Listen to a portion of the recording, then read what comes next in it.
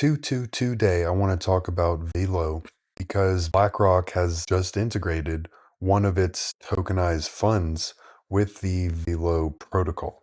And it has caught the eye of some pretty large accounts. Here we've got one with 180,000 followers, and we had one other account that concentrates on the tokenization of real world assets that had 230,000 followers talking about it.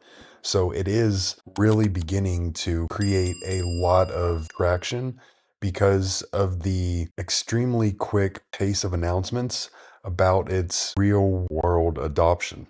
And on tokenizing real assets, if you exclude stablecoins, value of tokenized real world assets is over 12 billion. So here is the concentration here. VELO incorporated BlackRock's tokenized short-term treasury fund into USDV, which is essentially a stablecoin, except it is referred to as a digital credit. And that is primarily because of the protocol architecture. In order to create a credit or USDV, you have to tokenize an equivalent amount of USDV and an equivalent amount of the load token itself. And it also has some pretty interesting implications on the VELO ecosystem overall, that is describing itself as a centralized, decentralized financial system. And we have an example of that here, which is in response to a tweet by Uphold talking about the VELO and BlackRock in the $800 billion Southeast Asian remittances market.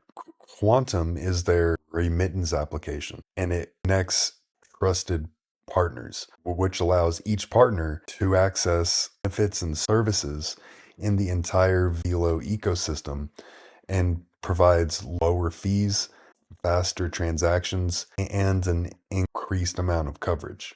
In the September 11th, 2024 article, it is also explaining how VELO's Orbit payment app, which has over 1 million users and vendors across Southeast Asia, use USDV in transactions, storage without a bank account, cross-border transfers, and off-ramping to local currencies at institutions, all while BlackRock's BUIDL fund that VELO's stablecoin is backed by has a market cap of over $500 million. VELO is prepared at about $500 million from the tokenized fund, which increases USDV's real-world backing with quality assets.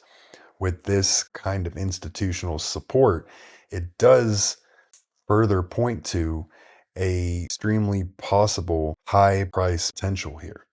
And here we have a third example of a extremely large account talking about just that, where they are predicting a 3-cent VELO over the next couple of weeks.